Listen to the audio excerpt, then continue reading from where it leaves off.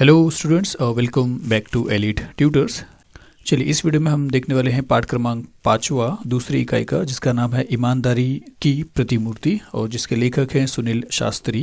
Class 10 और हिंदी लोक भर्ती। तो सुनील शास्त्री जो हैं ये लाल बहादुर शास्त्री जो आपके प्रधानमंत्री थे एक वक्त में, उनके बेटे हैं सुनील शास्त्री। तो उन्होंने अपने पिता के ईमानदारी के बारे में इस पाठ में आपको बताया है। ईमानदारी की प्रतिमूर्ति मतलब एक ईमानदारी का सिंबल, ऐसा समझिए। तो श्री लाल बहादुर शास्त्री के बारे में अगर आप जानना चाहते हो तो वो प्रधानमंत्री तो रह ही चुके, उसके पहले वो गृह मंत्री भी थे और भी अलग अलग मंत्री भी का पोस्ट भी उन्हें मिला था। लेकिन खास बात ये थी कि वो एक सिंपल से एक सामान्य गांव में उनका जन्म हुआ था, लेकिन सीधा सादगी से जीना ये उनका सिद्धांत था और ये बहुत ईमानदार थे, सीधे थे और इस बारे में सारी दुनिया जानती है। तो चलिए हम देखते हैं इस पाठ में कि लाल बहादुर शास्त्री के बारे में सुनील शास्त्री ने हमें क्या बताया है। तो चलिए शुरू करते हैं। क्या लिखा है कि हमने अपने जीवन में बाबूजी के रहते अभाव नहीं देखा। तो सुनील शास्त्री जो लाल बहादुर शास्त्री के बेटे हैं वो ये बोलते हैं कि जब तक हमारे पिताजी जीवित थे, ऐसा समझिए कि हमने अपने जीवन में बाबूजी के रहते जब तक वो थे हमने कभी अभाव नहीं देखा, मतलब किसी चीज़ की कमी हमने नहीं देखा। उनके न रहने के बाद, लेकिन जब वो इस दुनिया से चले गए तो उनके न रहने के बाद जो कुछ मुझ पर बीता, उसके बाद जो भी मेरे ऊपर बीता वह एक दूसरी तरह का अभाव था। तो वो एक दूसरी तरह का अभाव, ऐसा उन्होंने बताया कि मुझे बैंक की नौकरी करनी पड़ी। मतलब वो अभाव इस तरीके से उनके ऊपर, उसका असर इस तरीके से पड़ा कि उनको क्या करना पड़ा, बैंक की नौकरी करनी पड़ी। बस आपको इतना समझना है। फिर आगे क्या बताया कि लेकिन उससे पूर्व, उससे पहले बाबूजी के रहते, जब बाबूजी थे, मैं जब जन्मा था, मतलब जब मेरा जन्म हुआ था और बाबूजी भी थे, तब वे उत्तर प्रदेश में पुलिस मंत्री थे। तब आप याद रखिए कि तब लाल बहादुर शास्त्री उत्तर प्रदेश में एक पुलिस मंत्री थे। और यहाँ पे ये भी बताया कि उस समय गृह मंत्री को पुलिस मंत्री कहा जाता था, मतलब होम मिनिस्टर को पुलिस मिनिस्टर या ऐसा समझिए पुलिस मंत्री कहा जाता था। आपको इतना समझना है कि उत्तर प्रदेश में वो पुलिस मंत्री थे और उस समय गृह मंत्री को पुलिस मंत्री बोला जाता था। फिर आगे क्या लिखा है, इसलिए मैं हमेशा कल्पना किया करता था कि हमारे पास ये छोटी गाड़ी नहीं, बड़ी आलीशान गाड़ी होनी चाहिए।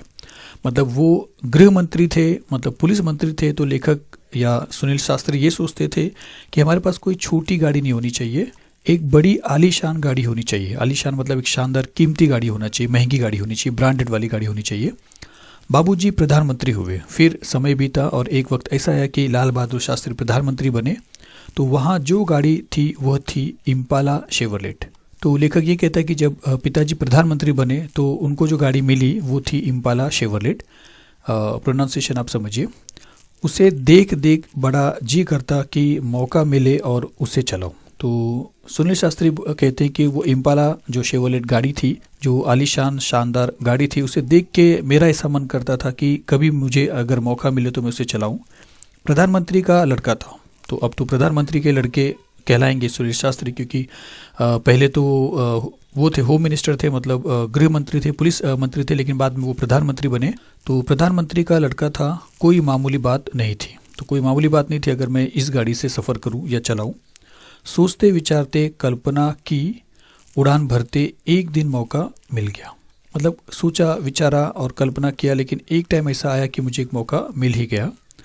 फिर आगे बोला कि धीरे धीरे हिम्मत भी खुल गई थी ऑर्डर देने की।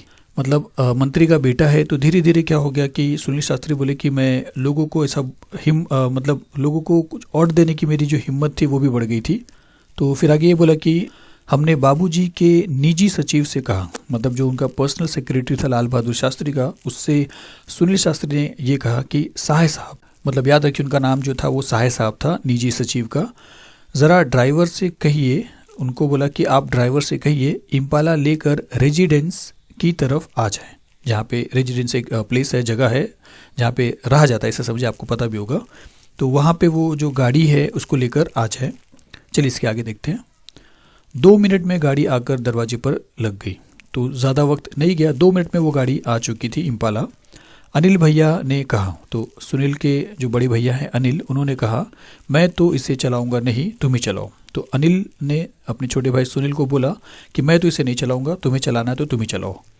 मैं आगे बढ़ा तो लेखक की वैसे भी ये ख्वाहिश थी, तो वो तुरंत आगे बढ़ा, ड्राइवर से चाबी मांगी।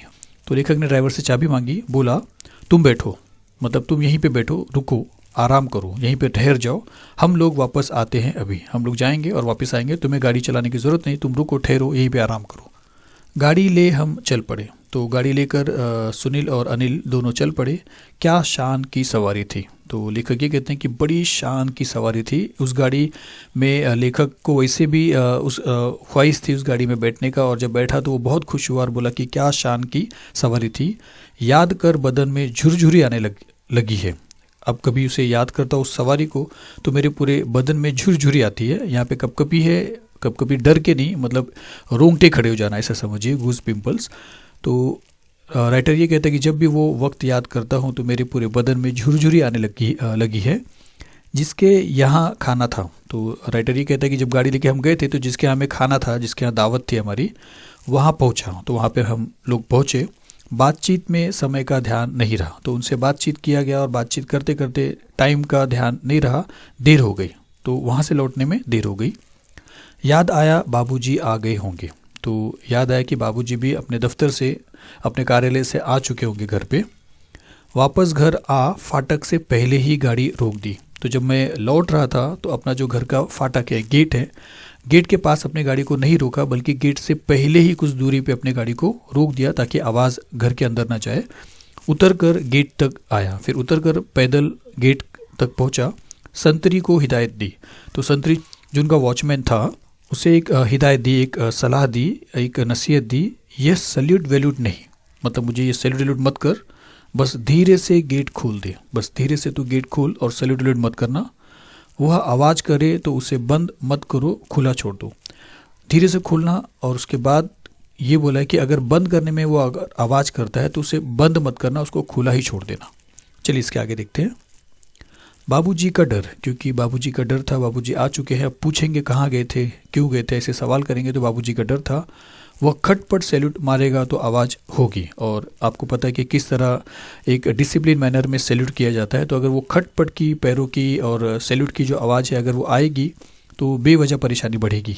तो वह खटपट सैल्यूट मारेगा तो आवाज़ होगी, और फिर गेट की आवाज़ से बाबूजी को हम लोगों के लौटने का अंदाज़ा हो जाएगा, मतलब ये पता चल जाएगा कि किस वक्त ये लोग घर पर आए। इतनी बात बाबूजी को पता चल जाएगी, लाल बहादुर शास्त्री को। फिर आगे देखिए कि वे बेकार में पूछताछ करेंगे, फिर बेवजह वो पूछताछ करेंगे। अभी बात ताज़ा है, और अभी हम लोग लेट आए हैं और अभी बात ताज़ा है, सुबह तक बात में पानी पड़ चुका होगा, मतलब सुबह तक वो जो बात है वो पुरानी हो जाएगी। संतरी से जैसा कहा गया उसने किया। तो जो वॉचमैन था उसको जैसा बोला, या गेट कीपर समझिए, उसको जैसा बोला गया उसने वैसा ही किया। दबे पैर पीछे किचन के दरवाजे से अंदर घुसा। तो राइटर कहता है कि दबे दबे पैर, यानी धीरे धीरे पैर को रख कर पीछे, किचन के पीछे के जो दरवाजे है उससे अंदर घुसा। जाते ही अम्मा मिली, जैसे अंदर गया तो माँ मिली। अम्मा मतलब लेखक की माँ है। तो सुनील शास्त्री लेखक ने ये पूछा अपनी माँ से कि बाबूजी आ गए, क्या बाबूजी आ गए हैं, कुछ पूछा तो नहीं, और अगर आए हैं तो हमसे, आपसे कुछ पूछा तो नहीं हमारे बारे में। बोली तो माँ ने बोला हाँ आ गए, मतलब हाँ आ चुके हैं बाबूजी, पूछा था, उन्होंने पूछा भी था तुम्हारे बारे में, मैंने बता दिया कि कहीं गए होंगे या कोई चीज़ ऐसा, मैंने बता दिया। आगे कुछ कहने की हिम्मत नहीं पड़ी। अब मैंने बता दिया सुन के राइटर कहता है कि अब कुछ कहने की हिम्मत ही नहीं पड़ी। यह जानने सुनने की कि बाबूजी ने क्या कहा, फिर मतलब ये भी जानने सुनने की हिम्मत नहीं थी कि आगे फिर बाबूजी ने क्या किया, जब आपने क्या कहा, जब आपने ये बता दिया कि हम लोग कहाँ गए। फिर हिदायत दी। फिर हिदायत देना यहाँ पे एक ऑर्डर होता है, पर यहाँ पे ऑर्डर नहीं है। तो उन्होंने अपने माँ को ये आग्रह किया, ऐसे समझिए, या हिदायत ही दिया, थोड़ा सा आग्रह से थोड़ा सा ऊँची हल्की से अलग स्वर में बोला कि सुबह किसी को कमरे में मत भेजिएगा। उन्होंने माँ से कहा कि मेरे कमरे में सुबह किसी को मत भेजिएगा, रात देर हो गई, सुबह देर तक सोना होगा। तो आज रात देर हो चुकी है हमारे आने में, तो सुबह देर तक सोना होगा। लेकिन इसके पीछे जो मंशा है, अगर आप समझोगे कि ये कोई बदतमीजी नहीं किया कि हम रात को देर आए तो हम देर तक सोएंगे, किसी को भेजना नहीं, बल्कि ये हो रहा था कि अगर सुबह देर तक उठेगा राइटर तो हो सकता है कि उनके जो पिताजी हैं वो अपने कार्यालय पे चले जाए और फिर वो जो बात, जो घटना हुई है उसके बारे में कोई बात ना आए सामने। सुबह 5:30 पौने 6 बजे किसी ने दरवाज़ा खटखटाया। तो सुबह 5:30 या पौने 6 ही बज रहा था कि किसी ने दरवाज़ा खटखटाया। नींद टूटी और मेरी आँख खुल गई, नींद टूट गई। मैंने बड़ी तेज़ आवाज़ में कहा, मैंने चिल्लाकर गुस्से में कहा, देर रात को आया हूँ, सोना चाहता हूँ, सोने दो। मतलब बहुत देर रात में मैं रिटर्न आया हूँ, सोना चाहता हूँ, सोने दो। यह सोचकर कि कोई नौकर चाय लेकर आया होगा जगाने। तो राइटर ने ये सोचा कि कोई नौकर आया होगा चाय लेकर, वो मुझे जगा रहा है, और इसी वजह से उसने चिल्लाकर बोला कि देर रात को आया हूँ, सोना चाहता हूँ और मुझे सोने दो। लेकिन दरवाजे पर दस्तक फिर पड़ी। लेकिन इतना सुनने के बाद दरवाज़ा मतलब आवाज़ ख़त्म नहीं हुई। एक बार वापस से नॉकिंग का आवाज़ आया, दरवाजे पे दस्तक मतलब नॉकिंग करना। तो लेकिन दरवाजे पर दस्तक फिर पड़ी।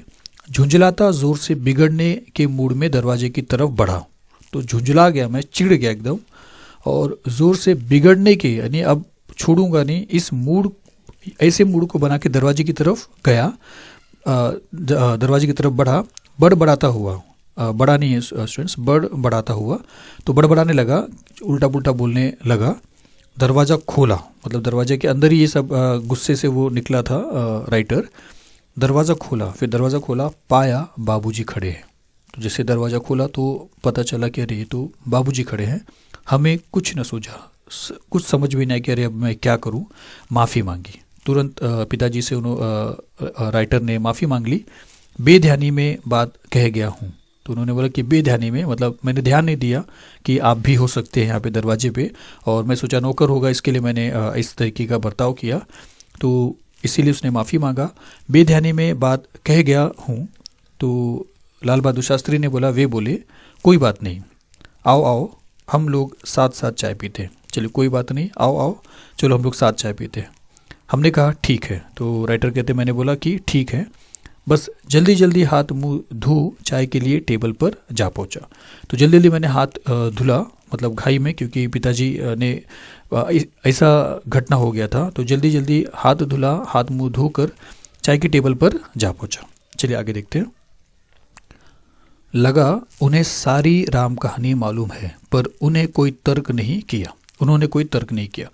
तो राइटर कहते हैं कि मुझे ऐसा लगा कि उनको सारी राम कहानी मालूम पड़ गई है, मतलब जो भी रात में बीता है वो सब कहानी उनको लगता है पता चल गई, लेकिन उन्होंने कोई तर्क नहीं किया, कोई आर्ग्यूमेंट नहीं किया, कोई इस बारे में बहस नहीं किया, न कुछ जाहिर होने दिया, और ना ही ये चीज़ दिखाने की कोशिश की कि ऐसा ऐसा हो चुका है तुम्हारे साथ। कुछ देर बाद चाय पीते पीते बोले, और कुछ देर के बाद चाय पीते पीते बोले, अम्मा ने कहा, मतलब अपनी पत्नी को बताया और राइटर की माँ को, कि अम्मा ने कहा तुम लोग आ गए हो, पर तुम कहते हो रात बड़ी देर से आए। मतलब जब पहले जब लेट आए थे तो इन्होंने जब माँ से बोला कि बाबूजी आ गए क्या, तो माँ ने बोला कि हाँ आ गए हैं, और इनके बारे में बता दिया था ये चीज़ कि ये भी आ चुके हैं, मतलब बच्चे भी आ चुके हैं, ऐसा बाबूजी को उत्तर माँ ने दिया था। तो लाल बहादुर शास्त्री ये कहते हैं कि अम्मा ने कहा कि तुम लोग आ गए हो, मतलब तुम लोग आ चुके हो, पर तुम कहते हो रात बड़ी देर से आया। जब तुम चिल्ला कर बोल रहे थे, जब मैं तुम्हारे दरवाजे पे खड़ा था, तुम तो बोले कि देर रात आया हूँ, देर तक सोने दो। कहाँ चले गए थे, मतलब फिर इतनी जल्दी आए थे और फिर कहाँ चले गए थे। मतलब देखिए थोड़ा सा अगर यहाँ पे आप देखेंगे कि यहाँ पे कि हाँ आ गए, जब माँ ने बोला कि हाँ आ गए, पूछा था मैंने बता दिया। तो जब उनके बाबूजी आए थे और बाबूजी ने जब इन बच्चों के बारे में पूछा कि क्या बच्चे आ गए हैं, तो माँ ने ये जवाब दिया कि हाँ वो लोग आ गए हैं और मैंने बता दिया। मतलब आप ऐसा समझिए कि माँ ने ये बताया था कि हाँ बच्चे आ चुके हैं, जबकि बच्चे अभी आए नहीं थे। तो चलिए आगे देखते हैं। तो यही यहाँ पे लिखा है कि अम्मा ने कहा तुम लोग आ गए हो, पर तुम कहते हो रात बड़ी देर से आए। कहाँ चले गए थे, तो आने के बाद फिर तुम कहाँ चले गए थे। जवाहरलाल नेहरू ने ये बताया कि फिर जब तुम आ चुके थे तब कहाँ गए। जवाब दिया हाँ बाबूजी एक जगह खाने पर चले गए थे। तो उन्होंने बोला हाँ बाबूजी हम लोग आ गए थे, लेकिन उसके बाद क्या हुआ कि हम लोग एक जगह चले गए खाने के लिए, कुछ दावत के लिए। उन्होंने आगे प्रश्न किया, फिर उन्होंने और एक प्रश्न किया, लेकिन खाने पर गए तो कैसे गए, मतलब कैसे गए तुम खाने पे। जब मैं आया तो फिएट गाड़ी गेट पर खड़ी थी। मतलब जब मैं आया तो जो फिएट गाड़ी है जिसका हम उपयोग करते हैं यहाँ वहाँ जाने के लिए, वो तो गेट पे खड़ी थी। तो गए कैसे तुम। मतलब राइटर जो गाड़ी लेके गया था उस गाड़ी का यूज़ नहीं किया जाता था, इतना फिएट गाड़ी का यूज़ किया जाता था। तो लाल बहादुर शास्त्री ने बोला कि जब मैं आया तो मैंने देखा कि फिएट गाड़ी जो है वो गेट पर ही खड़ी है, तो तुम गए कैसे। तो राइटर कहता है कि कहना पड़ा, तब सच्ची बात बताना पड़ा कि हम इम्पाला शेवरलेट लेकर गए थे। तो बोला कि बाबूजी हम इम्पाला शेवरलेट से गए थे। तो लाल बहादुर शास्त्री ने बोला कि बोले ओहो ओहो, तो आप लोगों को बड़ी गाड़ी चलाने का शौक़ है, मतलब आपको महंगी गाड़ी चलाने का शौक़ है। फिर देखिए, बाबूजी खुद इम्पाला का प्रयोग न के बराबर करते थे। बाबूजी खुद यानी लाल बहादुर शास्त्री कभी भी इतनी महंगी जो गाड़ी है उसका प्रयोग ना के बराबर करते थे। कभी कोई ज़रूरी हो गया तो उससे उसका यूज़ करते थे, और वह किसी स्टेट गेस्ट के आने पर ही निकलती थी। कोई बड़ा मेहमान आता था तब ही वो गाड़ी निकलती थी। चलिए आगे देखते हैं। उनकी बात सुन मैंने अनिल भैया की तरफ देख आँख से इशारा किया। तो उनकी बात को सुनकर मैं अपने बड़े भाई अनिल भैया की तरफ देखा और आँख से इशारा किया कि पता नहीं अब क्या होगा, अपने को कुछ मिलेगा चांस, लगता कि अब गए, अब गाड़ी मिलेगी नहीं। फिर आगे क्या लिखा कि मैं समझ गया था कि यह इशारा इजाज़त का है। तो भाई की तरफ से जब इशारा मिला तो मैं समझ गया कि नहीं, ऐसा कुछ नहीं है, लगता है अपने को बाबूजी अब ये गाड़ी दे देंगे, और इशारे में बात होगी। तो मैं समझ गया था कि यह इशारा इजाज़त का है। तो क्या था इजाज़त की, अब हम उसका आए दिन प्रयोग कर सकेंगे, मतलब ये इशारा इजाज़त का है और हम कभी भी उसका प्रयोग कर सकते हैं। फिर देखिए आगे क्या लिखा है। चाय ख़त्म कर उन्होंने कहा। फिर चाय ख़त्म हो गई और लाल बहादुर शास्त्री ने कहा, सुनील ज़रा ड्राइवर को बुला दीजिए। अपने बेटे से कहा, सुनील जाओ ज़रा ड्राइवर को बुलाइए। मैं ड्राइवर को बुला लाया। तो राइटर कहते हैं कि मैं गया और ड्राइवर को बुलाया। उससे पिताजी ने पूछा कि तुम लॉग बुक रखते हो ना। लॉग बुक मतलब जिसके अंदर आप सारी एंट्री करते हो, क्या चीज़ आ रही क्या चीज़ जा रही है, ऐसा समझिए, या आप समझिए पूरा डिटेल्स रखते हो खर्चे का, वो सारी चीज़ों का। तो राइटर के पिताजी ने उन्होंने पूछा कि तुम लॉग बुक रखते हो ना ड्राइवर से। उसने हाँ में उत्तर दिया। उसने बोला कि हाँ मैं रखता हूँ। फिर लाल बहादुर शास्त्री ने कहा कि उन्होंने आगे कहा, एंट्री करते हो, मतलब हर चीज़ की एंट्री करते हो ना, जो चीज़ हिसाब किताब होता है। तो और एक सवाल किया कि कल कितनी गाड़ी इन लोगों ने चलाई, इन लोगों ने कितनी गाड़ी चलाई। तो उसने बोला कि एंट्री करता हूँ, और फिर ये भी बता दिया उसने, वह बोला 14 किलोमीटर। उसने बोला कि 14 किलोमीटर इन्होंने गाड़ी चलाई।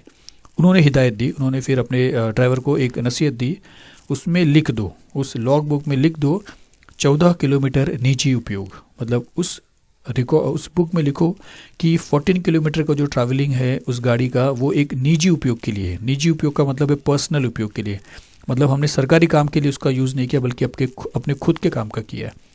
चलिए इसके बाद इतना लाइन के बाद का जो आधा पार्ट है वो हम अगली वीडियो में देखेंगे। यहाँ पे क्या लिखा कि तब भी उनकी बात हमारी समझ में नहीं आई। ये जो आप सामने आपको समझ में आ गया होगा, लेकिन राइटर कहता है कि तब भी उनकी बात हमारी समझ में नहीं आई, और फिर उन्होंने अम्मा को, और चलिए इसके बाद जो है हम अगली वीडियो में देखेंगे। तो चलिए मिलेंगे नेक्स्ट वीडियो में। Thank you very much.